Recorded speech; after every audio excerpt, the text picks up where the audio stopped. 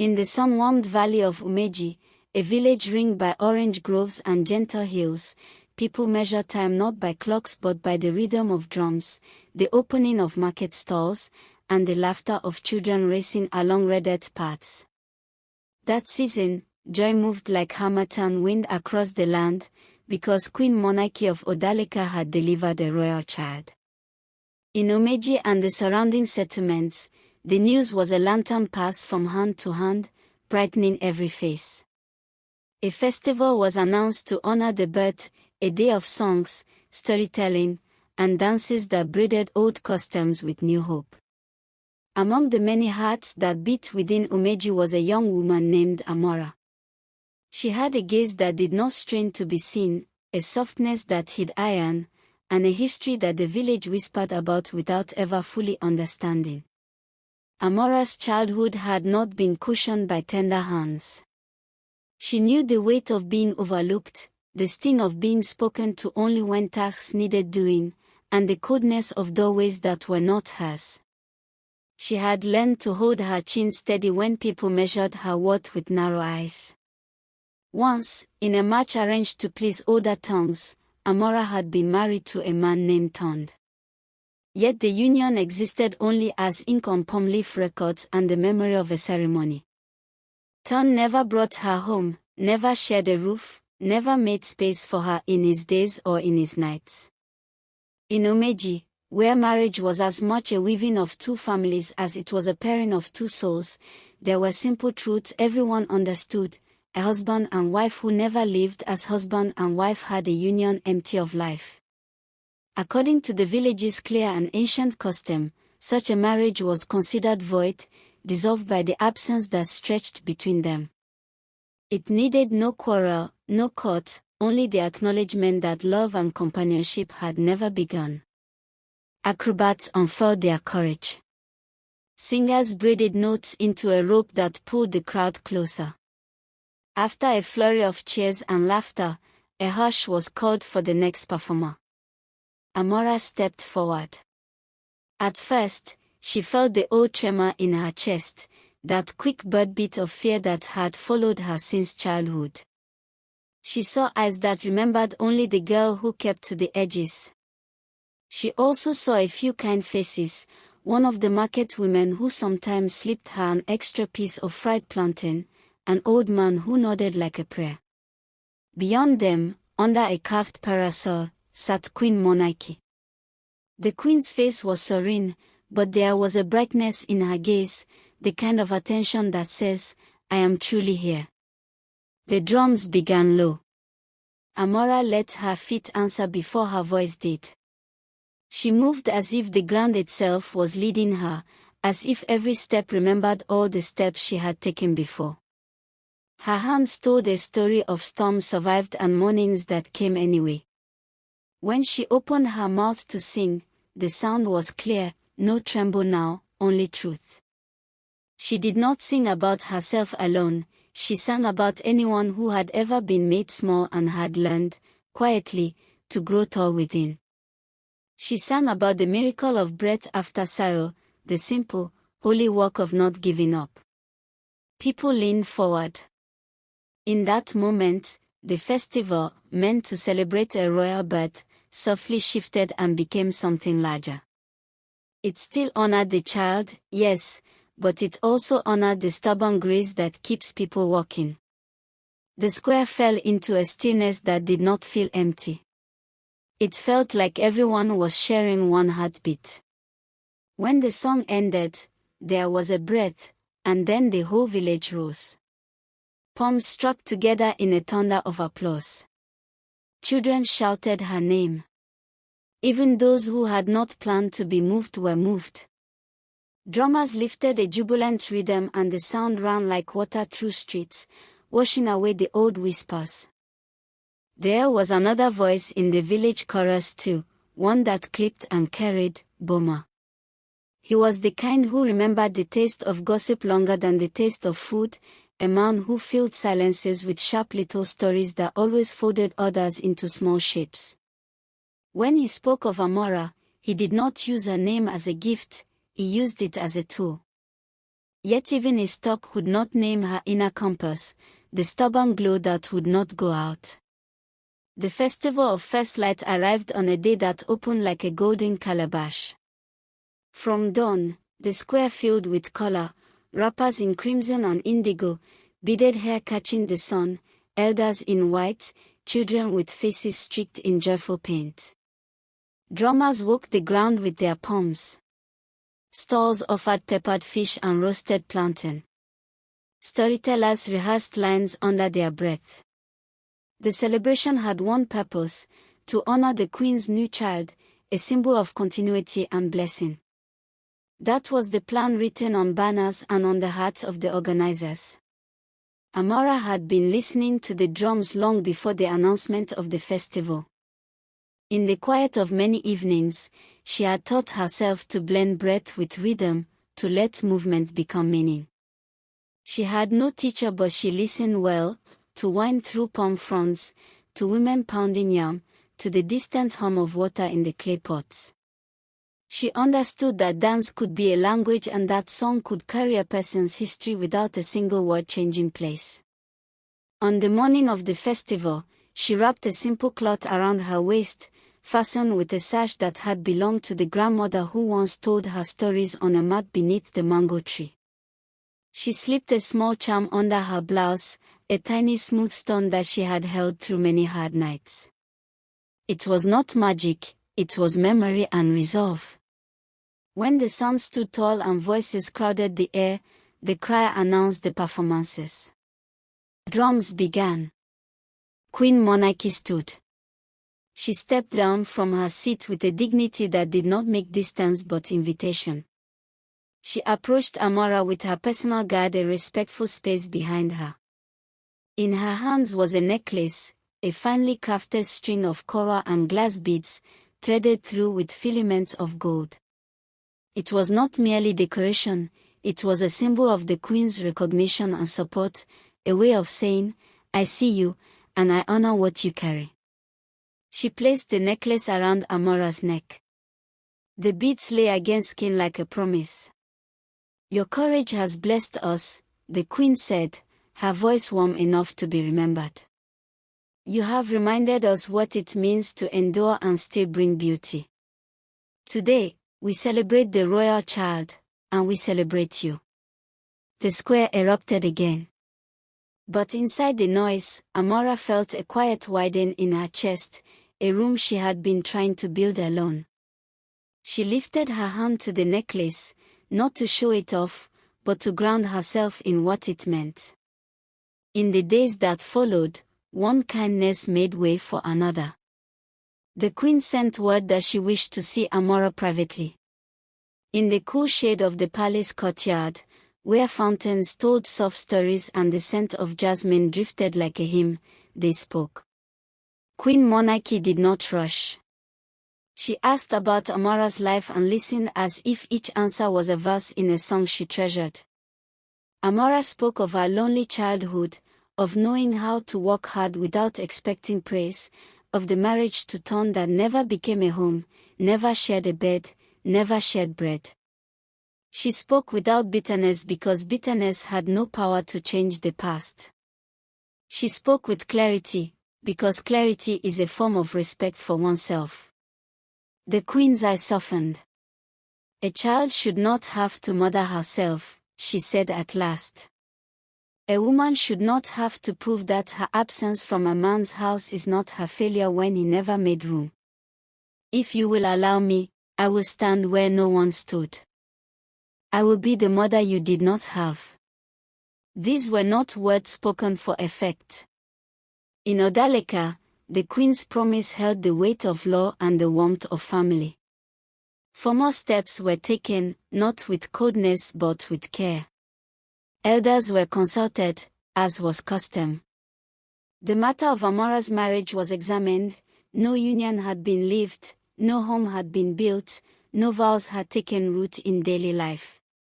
By Umeji's age-old code, the marriage was dissolved, automatically, cleanly, without blame or spectacle, because absence had already done that work.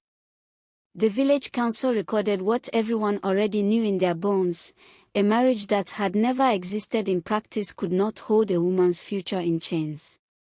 Amora was welcomed into the royal household. Palace doors that had seemed like carved stone against the world opened like arms. She was given a room that caught morning light, a wardrobe of fabrics that felt like kindness against her skin, and lessons in the art of court not to change who she was but to give her more ways to be herself. She learned the punctuations of palace life, when to bow and when to stand fast, how to speak to dignitaries in ways that honored both truth and tradition, how to use influence like a well, to draw water up for many hands.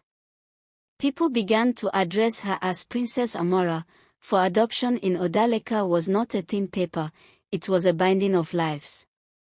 The necklace she had received that day became a signature piece, a reminder of the moment the village recognized the courage she had privately practiced for years. Far beyond Umeji, in a neighboring territory called Umuse, there lived a prince named Kolechi. He had a mind that measured decisions the way a good farmer measures rain, looking not only at what was falling but at what the ground could bear.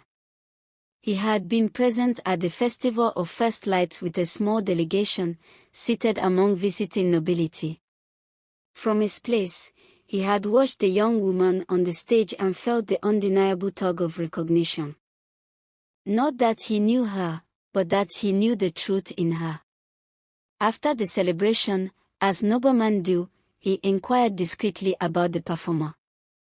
He was told that her name was Amora and that she was married. Prince Kolechi had bowed to that fact. He had returned to Umuse and tried to fold the memory of her into a quiet corner of his mind. But memory is a poor housekeeper when the heart insists on leaving its drawers open. The image of her, steady voice, fearless eyes, kept walking across his thoughts no matter how many duties he attended to, no matter how many petitions he signed, no matter how many mornings he rode out to inspect farms along the river. He began to understand something simple. What had moved him was not a passing interest, it was respect that had begun to bloom into love. News travels in many ways. Some say it rides on birds, others say it crosses markets in the pockets of traders along with peppers and cloth. However it came, the news reached him in a week thick with council work. The marriage he had heard about had been dissolved, not from scandal, but because it had never truly existed. Prince Kolechi felt a clarity fall over him, like a stream washing dust from a stone. He gathered a small party and rode at once to Odaleka. There are decisions that grow slowly like trees, there are decisions that arrive whole. He requested an audience with Queen Monarchy and with Princess Amora. He did not command. He asked. He did not bring extravagant promises or sweetened speeches, he brought sincerity. Standing before them, he told the truth. He had seen her, he said, and he had recognized in her the qualities that make a life not only bearable but beautiful, strength without hardness, humility without erasure, a voice that lifted others. He asked permission to court her with honor, to earn her trust, to build a path together. It was not a claim, it was an offering. The queen regarded him in the steady manner of someone who has weighed many men and watched many reigns. She asked questions, practical and pointed. Tell me about your people. Tell me how you treat those who disagree with you. Tell me a decision you made that cost you comfort but brought your people good. He answered without polishing the truth, and where he did not know, he said so. Amora watched not only his words but the spaces between them, listening for impatience, for pride masquerading as humility. She found neither. In Umeji and Odaleka, tradition and tenderness do not fight, they dance. The courtship obeyed custom. Gifts were exchanged, not as bribes but as bridges. Elders prayed. The queen, as Amora's mother, gave her blessing only after ensuring her daughter's heart was truly at peace. Amora took time to ask her own questions. She spoke with Kelechi about what a marriage should be, a house of trust, not a room of fear, a partnership where both people rise and bend with the seasons. He agreed and offered his own vows even before vows were asked of him, to cherish her mind as much as her smile, to stand beside her when the world is kind and when it is cruel, to keep learning who she is for as long as he lives. The wedding became a festival of its own. The streets wove themselves with ribbons and palm fronds. Drums were not simply music, they were gratitude-giving sound. The women adorned Amora with henna vines that traced along her wrist and ankles. The necklace from Queen Monarchy rested on her collar like a remembered son. When Prince Kelechi looked at her, the delight in his face was so open that people laughed with pleasure. He loved her not with the kind of love that consumes, but with the kind that illuminates. He did not only admire the ground beneath her feet, he honored the road she had walked to arrive there. When they walked together through the palace gates, they did so step for step, neither ahead, neither behind. People noticed. They always do. Those who had once shaken their heads at Amora's quietness now shook them at their own blindness. Even Tond, who had never lifted a hand to build a home with her, felt a prickling in his chest that had no new name, regret.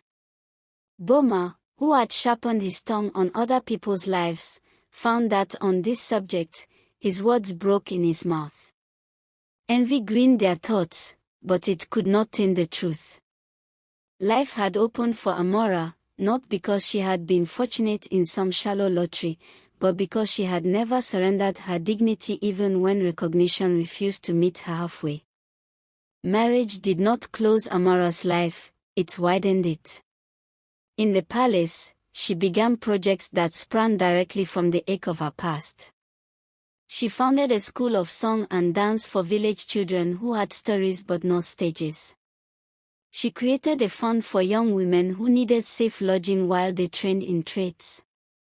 She met with widows who had been pushed to the edges and invited them to the center, where decisions are made and bread is broken. She kept the bead necklace as more than ornament, it was a portable reminder of the day the queen and the village said, "We see you," and how that seeing had become seed. At the next festival of First Light, Princess Amora did not stand alone on stage. She stood with a circle of children, some shy, some bright as noon. She led them in a song that any heart could recognize, a song about nights that seem longer than they are and mornings that come anyway, about kindness having longer legs than cruelty, about how the work of lifting each other is the most royal work of all. Queen Monarchy watched from her seat and felt not just satisfaction but joy, the joy of a promise kept, of a daughter's life growing in the way a good garden grows, with purpose and with abundance. Prince Kelechi, at her side, felt the easy pride of a husband whose love is an ally to his wife's calling. He was not threatened by her light, he knew he shone best by helping her light reach farther. When their eyes met, hers bright with song, his bright with witness, the whole courtyard seemed to breathe a little deeper. In time, the story of Amora traveled far beyond Umeji and Odalika and Umuez. Travelers carried it like a charm. Mothers told it to daughters who thought they could not endure one more unkind day. Fathers told it to sons who needed to learn that strength is not noise. Elders told it to the young who were in a hurry, to teach them that some journeys require patience not as punishment but as preparation. Even those who once envied her repeated the tale, though the telling changed them as it left their mouths. And so the lesson settled among the people like a proverb that feels as if it has always existed. In whatever situation you find yourself, do not give up. Do not turn hard under hardship. The future does not always announce itself before it arrives. Sometimes it steps quietly into the room wearing a simple cloth and a necklace of coral beads. Never look down on anyone or treat them unfairly. You cannot see the whole of their story, and you cannot see the turnings that the future is already making on their behalf. Kindness is the only investment that never loses value. The harvest may take time, but it comes. As for Tond and Boma, life instructed them without a whip. They learned that mockery does not build a roof and that indifference is not a foundation. They watched Princess Amara and Prince Kolechi walk the palace gardens in the evening light, laughing softly as people who trust each other do, and felt the distance between who they had been and who they wished they had been. Regret is a teacher too. In years to come, they changed, less from public shame than from the private itch to be better men than their younger selves had been. Sometimes they volunteered at the school. Sometimes they sat in the back row of the theater Amara built and clapped until their palms tingled. No one wrote songs about their change, but change came all the same. Queen Monarchy grew older with the contentment of a woman who had turned power into care. She took delight in small things, bread still warm from the palace oven, the first brave note of a child's song, the way Amara touched the bead necklace before speaking to a crowd, as if to say, remember where you stood when you were first seen. When she finally returned to her ancestors, it was with a smile that made those who loved her less afraid of their own last days. Her legacy was not only the child whose birth had sparked a festival, but the daughter she chose, the daughter whose courage taught a kingdom to widen its heart. People say that on quiet evenings, if you stand near the square where Amora once sang for the first time, you can hear a faint echo of that day. It sounds like footsteps becoming dance. It sounds like a voice that began soft and grew clear. It sounds like a village remembering that a celebration meant for one child can become a celebration for many, and that a single act of recognition can shift the balance of a life. And if you listen even closer, you will hear what the story has been saying all along: be kind. Be fair. Endure. Because you do not yet know how beautifully your life can turn out.